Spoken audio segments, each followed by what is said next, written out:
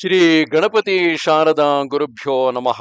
ಯತ್ರ ಯೋಗೇಶ್ವರ ಕೃಷ್ಣೋ ಯತ್ರ ಪಾರ್ಥೋ ಧನುರ್ಧರಃ ತತ್ರ ಶ್ರೀ ವಿಜಯ ಭೂತಿರ್ಧ್ರುವ ನೀತಿರ್ಮತಿರ್ಮಮ. ಶ್ರೋತೃಗಳಿಗೆ ಶ್ರೀ ಅಳಸಿಂಗರಾಚಾರ್ಯ ವಿರಚಿತ ಶ್ರೀ ವ್ಯಾಸ ಮಹರ್ಷಿ ಪ್ರಣೀತ ಶ್ರೀಮನ್ ಮಹಾಭಾರತದ ಉದ್ಯೋಗ ಪರ್ವದಲ್ಲಿ ಧೃತರಾಷ್ಟ್ರನು ಪಾಂಡವರ ಪ್ರಶಂಸಾ ಪೂರ್ವಕವಾಗಿ ದುರ್ಯೋಧನಾದಿಗಳನ್ನು ನಿಂದಿಸಿ ಸಂಜಯನನ್ನು ಪಾಂಡವರ ಬಳಿಗೆ ಕಳುಹಿಸಿದುದು ಎಂಬ 22ನೆಯ ಅಧ್ಯಾಯಕ್ಕೆ ಸ್ವಾಗತ. ಧೃತರಾಷ್ಟ್ರನು ಸಂಜಯನನ್ನು ನೋಡಿ, ಸಂಜಯ, ಪಾಂಡವರು ಉಪಪ್ಲವ್ಯದಲ್ಲಿ ಇರುವುದಾಗಿ ಕೇಳಿದೆನು. ನೀನು ಹೋಗಿ ಅವರನ್ನು ವಿಚಾರಿಸಿ ಬಾ. ಅಜಾತ ಶತ್ರುವೆನಿಸಿದ ಯುಧಿಷ್ಠಿರನನ್ನು ಉಚಿತ ರೀತಿಯಿಂದ ಗೌರವಿಸು. ನೀನು ಈ ಸಮಯಕ್ಕೆ ಸರಿಯಾಗಿ ವನವನ್ನು ಬಿಟ್ಟು ಇಲ್ಲಿಗೆ ಬಂದು ಸೇರಿದುದು ಅದೃಷ್ಟವು. ಸಂಜಯ, ನೀನು ಅಲ್ಲಿ ಹೋಗಿ ಪಾಂಡವರಿಗೆ ನಮ್ಮೆಲ್ಲರ ಕ್ಷೇಮವನ್ನು ತಿಳಿಸು. ವನವಾಸ ಕಷ್ಟಕ್ಕೆ ಅರ್ಹರಲ್ಲದ ಆ ಪಾಂಡವರು ಇದುವರೆಗೆ ಅಲ್ಲಿ ಬಹಳ ಕಷ್ಟದಿಂದ ಕಾಲವನ್ನು ಕಳೆದು ಬಂದರು. ನಮ್ಮಲ್ಲಿ ಕೋಪವಿಲ್ಲದೆ ಶಾಂತಿಯನ್ನೇ ತೋರಿಸುತ್ತಿರುವರು. ಅವರಲ್ಲಿ ಕಪಟವೆಂಬುದೇ ಇಲ್ಲ. ಅವರು ಉಪಕಾರ ಸ್ವಭಾವವುಳ್ಳವರು, ಸಜ್ಜನರು. ನಾನು ಅವರಲ್ಲಿ ಸುಳ್ಳೆಂಬುದನ್ನು ಯಾವಾಗಲೂ ಕಂಡವನಲ್ಲ. ಅವರು ಪಿತೃಧನವನ್ನು ಮಾತ್ರವಲ್ಲದೆ ತಮ್ಮ ಸ್ವವೀರ್ಯದಿಂದ ಸಂಪಾದಿಸಿದ ಐಶ್ವರ್ಯವೆಲ್ಲವನ್ನೂ ಕೂಡ ನನಗಾಗಿಯೇ ತಂದೊಪ್ಪಿಸುತ್ತಿದ್ದರು. ಅವರಲ್ಲಿ ಏನಾದರೂ ದೋಷವನ್ನೆತ್ತಿ ತೋರಿಸಬೇಕೆಂದು ಹುಡುಕಿದರು ಲವ ಮಾತ್ರವಾದರೂ ತಪ್ಪನ್ನು ಕಂಡುಹಿಡಿಯುವುದು ಸಾಧ್ಯವಲ್ಲ. ಅವರು ಯಾವಾಗಲೂ ಧರ್ಮ ಅರ್ಥಗಳನ್ನು ಅನುಸರಿಸಿಯೇ ಕಾರ್ಯಗಳನ್ನು ಮಾಡುವರು. ಕೇವಲ ಕಾಮದಿಂದ ತಮ್ಮ ಸುಖವನ್ನು ತಮ್ಮ ಪ್ರಿಯವನ್ನು ನೋಡಿಕೊಂಡು ಪ್ರವರ್ತಿಸತಕ್ಕವರಲ್ಲಿ ಆ ಪಾಂಡವರು ಉಷ್ಣ, ಶೀತ, ಹಸಿವು, ಬಾಯಾರಿಕೆ, ನಿದ್ರೆ, ಬೇಸರ, ಕೋಪ, ಹರ್ಷ, ಅಜಾಗರೂಕತೆ ಎಂಬಿವುಗಳನ್ನೆಲ್ಲ ತಮ್ಮ ಧೈರ್ಯದಿಂದಲೂ ಪ್ರಜ್ಞಾ ಬಲದಿಂದಲೂ ಅಡಗಿಸಿ ಧರ್ಮಾರ್ಥ ಸಾಧನಗಳಲ್ಲಿಯೇ ಪ್ರಯತ್ನ ಪಡುವರು. ಸಮಯದಲ್ಲಿ ತಮ್ಮ ಮಿತ್ರರಿಗಾಗಿ ತಮ್ಮ ಧನವನ್ನೆಲ್ಲ ಬಿಟ್ಟುಕೊಡುವರು. ಬಹುಕಾಲವಾದರೂ ಅವರಲ್ಲಿ ಸ್ನೇಹವೆಂಬುದು ತಗ್ಗುವುದಿಲ್ಲ. ಅವರು ಯೋಗ್ಯವಾದ ರೀತಿಯಲ್ಲಿ ಅವರವರಿಗೆ ಧನವನ್ನು ಗೌರವವನ್ನು ಕೊಟ್ಟು ಆಧರಿಸುವರು. ಪಾಪಿಯು, ಮೂರ್ಖನು, ಮಂದಬುದ್ಧಿಯುಳ್ಳವನು ಆದ ನನ್ನ ಮಗನು ದುರ್ಯೋಧನನೊಬ್ಬನು, ಅಲ್ಪ ಸ್ವಭಾವವುಳ್ಳ ಆ ಕರ್ಣನೊಬ್ಬನು. ಇವರಿಬ್ಬರು ಹೊರತು ಈ ಪ್ರಪಂಚದಲ್ಲಿ ಅವರನ್ನು ದ್ವೇಷಿಸುವವರು ಬೇರೊಬ್ಬರಿಲ್ಲ. ಒಂದು ವೇಳೆ ಭೀಮಾದಿಗಳನ್ನು ದ್ವೇಷಿಸತಕ್ಕವರಾದರೂ ಕೆಲವರಿರಬಹುದು. ಧರ್ಮಪುತ್ರನನ್ನು ದ್ವೇಷಿಸತಕ್ಕವನು ಒಬ್ಬನಾದರೂ ಇಲ್ಲವು.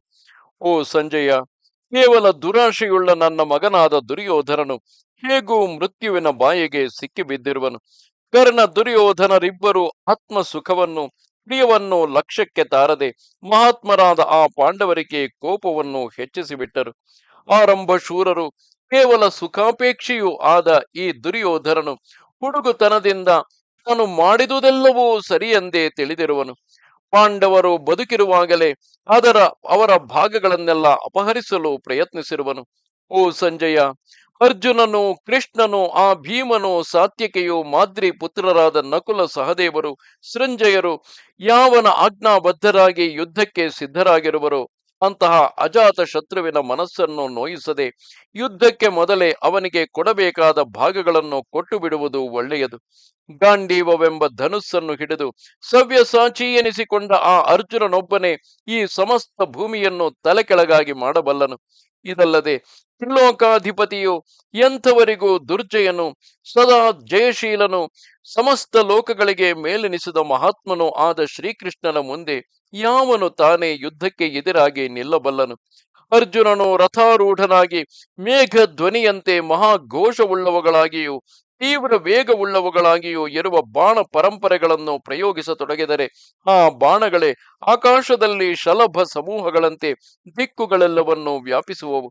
ಇಂತಹ ಬಾಣಗಳಿಂದ ಅವನು ಉತ್ತರ ದಿಕ್ಕೆಲ್ಲವನ್ನು, ಉತ್ತರ ಕುರುದೇಶಗಳೆಲ್ಲವನ್ನು ತಾನೊಬ್ಬನೇ ಜಯಿಸಿದನು. ಅಲ್ಲಿ ಅವರ ಧನವನ್ನೆಲ್ಲ ಅಪಹರಿಸಿದನು. ಅಲ್ಲಿ ತನ್ನೆದಿರಿಗೆ ಯುದ್ಧಕ್ಕಾಗಿ ಬಂದ ದ್ರವಿಡರನ್ನೆಲ್ಲ ಸೇನೆಯಲ್ಲಿ ಹಿಂದೆ ಬೀಳುವಂತೆ ಮಾಡಿದನು. ಮತ್ತು ಅವನು ಹಿಂದೆ ಖಾಂಡವ ವನದಲ್ಲಿ ಇಂದ್ರನೊಡಗೂಡಿದ ಸಮಸ್ತ ದೇವತೆಗಳನ್ನು ಜಯಿಸಿ ಅಗ್ನಿಯನ್ನು ಸಂತೋಷಗೊಳಿಸಿ ಪಾಂಡವರೆಲ್ಲರಿಗೂ ಕೀರ್ತಿ ಗೌರವಗಳು ಹೆಚ್ಚುವಂತೆ ಮಾಡಿದನು. ಓ ಸಂಜಯ, ಗದೆಯನ್ನು ಹಿಡಿದವರಲ್ಲಿ ಭೀಮನಿಗೆ ಸಮಾನನು ಬೇರೊಬ್ಬನಿಲ್ಲ. ಆನೆಯನ್ನೇರಿ ಯುದ್ಧ ಮಾಡುವುದರಲ್ಲಿಯೂ ಅವನಿಗೆ ಸಮಾನರಿಲ್ಲ. ರಥಿಕರಲ್ಲಿಯೂ ಅವನು ಅರ್ಜುನನಿಗೇನು ಕಡಿಮೆಯಾದವನಲ್ಲ ಎಂದು ಕೇಳಿರುವೆನು. ಬಾಹುಬಲದಲ್ಲಿ ಅವನನ್ನು 10,000 ಆನೆಗಳ ಬಲವುಳ್ಳವನೆಂದು ಹೇಳುವರು. ಆಯುಧಗಳಲ್ಲಿ ಸುಶಿಕ್ಷಿತನು, ಮೊದಲಿಂದಲೂ ನಮ್ಮ ದ್ವೇಷಕ್ಕೆ ಗುರಿ ಮಾಡಲ್ಪಟ್ಟವನು ಆದ ಆ ಭೀಮಸೇನನು ಅಲ್ಪವಾದ ನನ್ನ ಮಕ್ಕಳನ್ನು ಒಂದೇ ನಿಮಿಷದಲ್ಲಿ ದಹಿಸಿ ಬಿಡಬಲ್ಲನು. ಸಾಕ್ಷಾತ್ ದೇವೇಂದ್ರನೇ ಇದಿರಾಗಿ ಬಂದರೂ ದೇಹ ಬಲದಿಂದ ಅವನನ್ನು ಯುದ್ಧದಲ್ಲಿ ಜಯಿಸುವುದಕ್ಕೆ ಸಾಧ್ಯವಿಲ್ಲ. ಮಾದ್ರಿ ಪುತ್ರರಾದ ನಕುಲ ಸಹದೇವರಾದರೂ ಸಾಮಾನ್ಯರೇ. ಅವರು ಮಹಾ ತೇಜಸ್ವಿಗಳು, ಬಲಾಢ್ಯರು, ಬಾಣ ಪ್ರಯೋಗದಲ್ಲಿ ಅಧಿಕವಾದ ಕೈಚಳಕವುಳ್ಳವರು, ಶಸ್ತ್ರಾಸ್ತ್ರಗಳಲ್ಲಿ ಸುಶಿಕ್ಷಿತರು. ಆ ಸಹೋದರರಿಬ್ಬರು ಗಿಡಗಗಳು ಪಕ್ಷಿ ಸಮೂಹವನ್ನು ಹೇಗೋ ಹಾಗೆ ಶತ್ರುಗಳನ್ನು ನಿಶೇಷವಾಗಿ ನಾಶ ಮಾಡಬಲ್ಲವರು. ನಮ್ಮ ಕಡೆಯಲ್ಲಿ ಸೈನ್ಯವು ಸಮೃದ್ಧವಾಗಿದೆ ಎಂಬುದು ವಾಸ್ತವವೇ. ಆದರೇನು, ಇಷ್ಟು ಸೈನ್ಯವಿದ್ದರೂ ಆ ಪಾಂಡವರ ಮುಂದೆ ಈ ಸೈನ್ಯವು ಏನೇನು ಕೆಲಸಕ್ಕೆ ಬಾರದೆ ಶೂನ್ಯಪ್ರಾಯವೆಂದು ನನಗೆ ತೋರಿದೆ.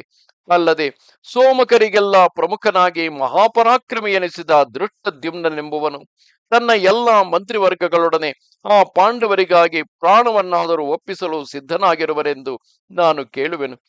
ಆ ದೃಷ್ಟದ್ಯುಮ್ನನು ವೀರ್ಯದಲ್ಲಿ ಅಸಮಾನನು. ವೃಷ್ಣಿಕುಲಕ್ಕೆ ಸಿಂಹನೆನಿಸಿದ ಕೃಷ್ಣನೇ ಯಾರಿಗೆ ನಿಯಾಮಕನೆನಿಸಿರುವನೋ ಅಂತಹ ಅಜಾತ ಶತ್ರುವಿನ ತೇಜಸ್ಸನ್ನು ಯಾವನು ತಾನೇ ಸಹಿಸಿ ನಿಲ್ಲಬಲ್ಲನು? ವಯೋವೃದ್ಧನಾಗಿ ಆ ಧರ್ಮರಾಜಾದಿಗಳೊಡನೆ ಬಹುಕಾಲದ ಸಹವಾಸವನ್ನು ಮಾಡಿ ಅವರಿಂದ ಉಪಕಾರವನ್ನು ಪಡೆದ ಮತ್ಸ್ಯಾಧಿಪತಿಯಾದ ವಿರಾಟನು ಈಗ ತನ್ನ ಪುತ್ರನೊಡನೆ ಯುಧಿಷ್ಠಿರನಿಗೆ ಪರಮ ಭಕ್ತನಾಗಿ ಆ ಪಾಂಡವರ ಪಕ್ಷಕ್ಕೆ ಇರುವನೆಂದು ಕೇಳುವೆನು. ಇದಲ್ಲದೆ ಹಿಂದೆ ಕೇಕೆಯ ದೇಶದಿಂದ ಹೊರಕ್ಕೆ ಹೊರಡಿಸಲ್ಪಟ್ಟ 5 ಮಂದಿ ಸಹೋದರರುಂಟು. ಅವರೆಲ್ಲರೂ ಮಹಾರಥಿಕರು, ಮಹಾಧನುರ್ಧಾರಿಗಳು. ಅವರೆಲ್ಲರೂ ಕೇಕೆಯ ರಾಜ್ಯವನ್ನು ತಮ್ಮ ಕೈ ಸೇರಿಸಿಕೊಳ್ಳಬೇಕೆಂಬ ಉದ್ದೇಶದಿಂದ ಯುದ್ಧಾರ್ಥಿಗಳಾಗಿ ಈಗ ಪಾಂಡವರ ಪಕ್ಷಕ್ಕೆ ಸೇರಿರುವರೆಂದು ಕೇಳುವೆನು. ಮಹಾವೀರರೆನಿಸಿಕೊಂಡ ಅನೇಕ ರಾಜರು ಪಾಂಡವರಲ್ಲಿ ತಮಗಿರುವ ವಿಶ್ವಾಸದಿಂದ ಅವರ ಸಹಾಯಕ್ಕಾಗಿ ಬಂದು ಯುಧಿಷ್ಠಿರನಲ್ಲಿ ಪರಮ ಭಕ್ತಿಯುಳ್ಳವರಾಗಿರುವರೆಂದು ನಾನು ಕೇಳುವೆನು. ಮತ್ತು ಪರ್ವತಗಳಲ್ಲಿಯೂ ದುರ್ಗಗಳಲ್ಲಿಯೂ ವಾಸ ಮಾಡುತ್ತಾ ಕುಲದಲ್ಲಿಯೂ ಜಾತಿಯಲ್ಲಿಯೂ ಶುದ್ಧರಾದ ಅನೇಕ ಯೋಧರು, ನಾನಾ ಬಗೆಯ ಆಯುಧಗಳಲ್ಲಿ ನೈಪುಣ್ಯವುಳ್ಳ ವೀರ್ಯವಂತರಾದ ಮ್ಲೇಚ್ಛ ಯೋಧರು ಆ ಪಾಂಡವರ ಸಹಾಯಕ್ಕಾಗಿ ಬಂದು ಅವರ ಅಧೀನರಾಗಿರುವರು. ಯುದ್ಧದಲ್ಲಿ ಇಂದ್ರನಿಗೆಡೆಯೆನಿಸಿದ ಪಾಂಡ್ಯರಾಜನು ಅನೇಕ ವೀರ ಯೋಧರೊಡಗೂಡಿ ಪಾಂಡವರ ಸಹಾಯಕ್ಕಾಗಿ ಬಂದಿರುವನು. ಅವನು ಮಹಾಬಲವುಳ್ಳವನು, ಇದಿರಿಲ್ಲದ ಮಹಾವೀರ್ಯವುಳ್ಳವನು, ಲೋಕಕ್ಕೆಲ್ಲ ತಾನೊಬ್ಬನೇ ವೀರನೆನಿಸಿದವನು. ಯಾವನು ಭೀಷ್ಮ, ದ್ರೋಣ, ಕೃಪಾಚಾರ್ಯರಿಂದಲೂ ಅರ್ಜುನನಿಂದಲೂ ಶ್ರೀಕೃಷ್ಣನಿಂದಲೂ ಬೇರೆ ಬೇರೆಯಾಗಿ ಅಸ್ತ್ರವಿದ್ಯೆಯನ್ನು ಕಲಿತಿರುವನು. ಲೋಕದಲ್ಲಿ ಯಾವನೊಬ್ಬನೇ ಕೃಷ್ಣಪುತ್ರನಾದ ಪ್ರದ್ಯುಮ್ನನಿಗೆ ಸಾಟಿ ಎಂದು ಜನರು ಹೇಳುವರು. ಅಂತಹ ಸಾತ್ಯಕಿಯು ಈಗ ಪಾಂಡವರ ಪಕ್ಷಕ್ಕೆ ನಿಂತಿರುವನು. ಹಿಂದೆ ಚೇದಿ, ಕರುಷ ಮೊದಲಾದ ದೇಶದವರೆಲ್ಲರೂ ಸರ್ವಸನ್ನಾಹಗಳೊಡನೆ ತನ್ನನ್ನು ಎದುರಿಸುವುದಕ್ಕಾಗಿ ಒಟ್ಟುಗೂಡಿದ್ದಾಗ ಅವರೆಲ್ಲರ ನಡುವೆ ಸೂರ್ಯನಂತೆ ಜ್ವಲಿಸುತ್ತಾ ಯುದ್ಧದಲ್ಲಿ ತನಗೆ ಎದಿರೇ ಇಲ್ಲವೆಂಬ ಹೆಮ್ಮೆಯಿಂದ ಉಬ್ಬುತ್ತಿದ್ದ ಶಿಶುಪಾಲನನ್ನು ಕೃಷ್ಣನು ಕ್ಷಣಮಾತ್ರದಲ್ಲಿ ನಿಗ್ರಹಿಸಿದನಲ್ಲವೇ? ಹಿಂದೆ ಪಾಂಡವರ ಕೀರ್ತಿಯನ್ನು ಮಾನವನ್ನು ಕಾಪಾಡುವುದಕ್ಕಾಗಿಯೇ ಕೃಷ್ಣನು ಅವನನ್ನು ಕೊಂದನು. ಕರುಷ ರಾಜನೇ ಮೊದಲಾದ ರಾಜಶ್ರೇಷ್ಠರೆಲ್ಲರೂ ಆ ಶಿಶುಪಾಲನನ್ನು ಬಹಳವಾಗಿ ಗೌರವಿಸುತ್ತಿದ್ದವರು. ಅವರೆಲ್ಲರೂ ಆಗ ಶ್ರೀಕೃಷ್ಣನು ಸುಗ್ರೀವವೆಂಬ ಉತ್ತಮಾಶ್ವದ ಮೇಲೆ ಹೂಡಿದ ರಥವನ್ನೇರಿ ಬರುವುದನ್ನು ನೋಡಿ ಅವನ ಮುಂದೆ ನಿಲ್ಲುವುದು ತಮಗೆ ಸಾಧ್ಯವಲ್ಲವೆಂದು ತಿಳಿದು ಸಿಂಹವನ್ನು ನೋಡಿ ಕ್ಷುದ್ರ ಮೃಗಗಳು ಹೇಗೋ ಹಾಗೆ ಒಡನೆಯೇ ಶಿಶುಪಾಲನನ್ನು ಬಿಟ್ಟು ಓಡಿ ಹೋದರು. ಕೃಷ್ಣನೊಡನೆ ದ್ವೈರಥ ಯುದ್ಧವನ್ನು ಅಂದರೆ ಇಬ್ಬರು ರಥಿಕರು ಒಬ್ಬರಿಗೊಬ್ಬರಿಗೆ ಮಾಡುವ ದ್ವಂದ್ವ ಯುದ್ಧವನ್ನು ಮಾಡಬೇಕೆಂದು ಆತುರದಿಂದ ಬಂದ ಶಿಶುಪಾಲನು ಬಿರುಗಾಳಿಗೆ ಎದಿರಾದ ಕರ್ಣಿಕಾರದ ಗಿಡದಂತೆ ನಿಮಿಷ ಮಾತ್ರದಲ್ಲಿ ಗತಪ್ರಾಣನಾಗಿ ಕೆಳಗೆ ಮಲಗಿದನು. ಗವಲ್ಗಣ ಕುಮಾರನಾದ ಓ ಸಂಜಯ, ಆ ಶ್ರೀಕೃಷ್ಣನ ಪರಾಕ್ರಮ ಕಾರ್ಯಗಳೆಲ್ಲವನ್ನು ಆಗಾಗ ನಾನು ಚಾರರ ಮೂಲಕವಾಗಿ ಕೇಳಿರುವುದರಿಂದ ನನ್ನ ಮನಸ್ಸಿಗೆ ಸ್ವಲ್ಪವೂ ಶಾಂತಿ ಇಲ್ಲದಂತಾಗಿದೆ. ವೃಷ್ಣಿ ಕುಲಕ್ಕೆ ಸಿಂಹನೆನಿಸಿದ ಆ ಶ್ರೀಕೃಷ್ಣನೇ ಪಾಂಡವರ ಸಹಾಯಕ್ಕಿರುವಾಗ ಅವರಿಗೆ ಶತ್ರುವಾಗಿ ಯಾವನು ತಾನೇ ನಿಂತು ಜಯಿಸಬಲ್ಲನು? ಇಬ್ಬರು ಕೃಷ್ಣರು ಅಂದರೆ ಕೃಷ್ಣಾರ್ಜುನರಿಬ್ಬರು ಒಂದೇ ರಥವನ್ನೇರುವರೆಂಬ ಸುದ್ದಿಯನ್ನು ಕೇಳಿ ನನ್ನ ಹೃದಯವು ನಡುಗುತ್ತಿದೆ. ಮೂಢ ಬುದ್ಧಿಯುಳ್ಳ ನನ್ನ ಮಗನು ಅವರಿಬ್ಬರೊಡನೆ ಯುದ್ಧಕ್ಕೆ ನಿಲ್ಲದಿದ್ದರೆ ಮಾತ್ರವೇ ಅವನಿಗೆ ಕ್ಷೇಮ ಉಂಟು. ಹಾಗಿಲ್ಲದಿದ್ದರೆ ಇಂದ್ರೋ ಉಪೇಂದ್ರರು ದೈತ್ಯ ಸೇನೆಯನ್ನು ಹೇಗೋ ಹಾಗೆ ಅವರಿಬ್ಬರು ಕೌರವರನ್ನು ಸಂಪೂರ್ಣವಾಗಿ ನಾಶ ಮಾಡುವುದರಲ್ಲಿ ಸಂದೇಹವಿಲ್ಲ. ಆ ಧನಂಜಯನು ಸಾಕ್ಷಾತ್ ದೇವೇಂದ್ರನಿಗೆ ಸಮಾನನೆಂದು, ವೃಷ್ಣಿ ತಿಲಕನಾದ ಆ ಕೃಷ್ಣನು ಸಾಕ್ಷಾತ್ ಮಹಾವಿಷ್ಣುವೆಂದು ನನಗೆ ತೋರಿದೆ. ಧರ್ಮಗಳಿಗೆಲ್ಲ ನೆಲೆಯಾಗಿ ಅಕಾರ್ಯಗಳಿಗೆ ನಾಚುವ ಕುಂತಿ ಪುತ್ರನಾದ ಧರ್ಮರಾಜನಾದರೂ ಮಹಾಬಲಶಾಲಿ, ಯಾರಲ್ಲಿಯೂ ದ್ವೇಷ ಬುದ್ಧಿ ಇಲ್ಲದೆ ಅಜಾತ ಶತ್ರುವೆನಿಸಿಕೊಂಡವನು. ಅಂತಹವನನ್ನೇ ದುರ್ಯೋಧನನು ವಂಚಿಸಿ ಬಿಟ್ಟನು. ಆ ಧರ್ಮಪುತ್ರನು ಉದಾರ ಮನಸ್ಸುಳ್ಳವನಲ್ಲದ ಪಕ್ಷದಲ್ಲಿ ತನ್ನ ಕೋಪಕ್ಕೆ ನನ್ನ ಮಕ್ಕಳನ್ನು ನಿಮಿಷ ಮಾತ್ರದಲ್ಲಿ ದಹಿಸಿ ಬಿಡುತ್ತಿದ್ದನು. ಸಂಜಯ, ಮಹಾತ್ಮನಾದ ಆ ಧರ್ಮರಾಜನ ಕೋಪಕ್ಕಾಗಿ ಹೆದರುವೆನೇ ಹೊರತು ಅರ್ಜುನನಿಗಾಗಲಿ ಭೀಮನಿಗಾಗಲಿ ನಕುಲ ಸಹದೇವರಿಗಾಗಲಿ ಕೊನೆಗೆ ಕೃಷ್ಣನಿಗಾಗಲಿ ನಾನು ಅಷ್ಟೊಂದು ಭಯಪಡುವುದಿಲ್ಲ. ಆ ಧರ್ಮರಾಜನಾದರೂ ಮಹಾ ತಪಸ್ವಿ, ಬ್ರಹ್ಮಚರ್ಯವನ್ನು ಹಿಡಿದವನು. ಅವನು ಮನಸ್ಸಿನಿಂದ ಯಾವ ಸಂಕಲ್ಪವನ್ನು ಹಿಡಿದರೂ ಅದು ತಪ್ಪದೆ ಸಿದ್ಧಿಸುವುದು. ಅಂತಹ ಧರ್ಮರಾಜನ ಕೋಪವನ್ನು ನೋಡಿ ಅದರ ತತ್ವವನ್ನು ತಿಳಿದ ನಾನು ಬಹಳವಾಗಿ ಹೆದರುತ್ತಿರುವೆನು. ಆದುದರಿಂದ ಓ ಸಂಜಯ, ನೀನು ಈಗಲೇ ರಥವನ್ನೇರಿ ದ್ರುಪದ ರಾಜನ ಶಿಬಿರಕ್ಕೆ ಹೋಗು. ಅಲ್ಲಿ ಧರ್ಮರಾಜನ ಕ್ಷೇಮ ಲಾಭಗಳನ್ನು ವಿಚಾರಿಸು. ಅವನಿಗೆ ಪ್ರಿಯವಾದ ಮಾತುಗಳನ್ನೇ ಬಾರಿ ಬಾರಿಗೂ ಹೇಳುತ್ತಿರು. ಹಾಗೆಯೇ ಮಹಾತ್ಮನು ವೀರ್ಯವಂತರಲ್ಲಿ ಪ್ರಮುಖನೂ ಆದ ಆ ಶ್ರೀಕೃಷ್ಣನನ್ನು ಸಂಧಿಸಿ ನನ್ನ ಮಾತಿನಿಂದ ಅವನ ಆರೋಗ್ಯವನ್ನು ವಿಚಾರಿಸು. ಪಾಂಡವರೊಡನೆ ಸಂಧಿಯನ್ನು ಮಾಡಿಕೊಳ್ಳಬೇಕೆಂಬುದೇ ನನ್ನ ಉದ್ದೇಶವೆಂಬುದನ್ನು ಅವನಿಗೆ ತಿಳಿಸು.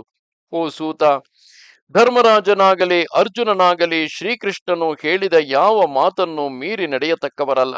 ಶ್ರೀಕೃಷ್ಣನು ಅವರಿಗೆ ಅತ್ಯಂತ ಹಿತನಾಗಿಯೂ ಪ್ರಾಣಕ್ಕೆ ಸಮಾನನಾಗಿಯೂ ಅವರ ಪೂರ್ವೋತ್ತರಗಳನ್ನು ಚೆನ್ನಾಗಿ ಬಲ್ಲವನಾಗಿಯೂ ಅವರ ಕಾರ್ಯದಲ್ಲಿಯೇ ನಿತ್ಯ ಆಸಕ್ತನಾಗಿಯೂ ಇರುವನು.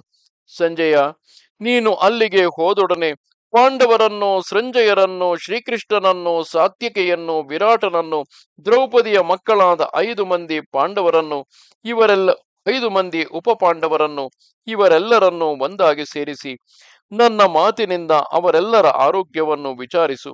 ನೀನು ಅಲ್ಲಿಗೆ ಹೋದ ಮೇಲೆ ಸಮಯೋಚಿತವಾಗಿ ನಮ್ಮ ಭರತ ಕುಲಕ್ಕೆ ಯಾವ ಮಾರ್ಗವು ಹಿತವೆಂದು ತೋರುವುದೋ ಅಂತಹ ಮಾತುಗಳನ್ನಾಡು.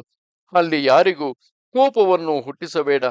ಯುದ್ಧಕ್ಕೆ ಕಾರಣವಾಗುವ ಮಾತುಗಳು ಯಾವುದನ್ನು ಆ ರಾಜರ ಮಧ್ಯದಲ್ಲಿ ನುಡಿಯದೆ ಸಮಾಧಾನವಾಗುವ ರೀತಿಯನ್ನೇ ನೋಡು ಎಂದನು. ಇದು 22ನೆಯ ಅಧ್ಯಾಯವು. ನಮಸ್ತೆ ಶಾರದೆ ದೇವಿ, ಕಾಶ್ಮೀರ ಪುರವಾಸಿನಿ, ತ್ವಾಮಹಂ ಪ್ರಾರ್ಥಯೇ ನಿತ್ಯಂ, ವಿದ್ಯಾದಾನಂಚ ದೇಹಿಮೆ. ನಮಸ್ಕಾರ.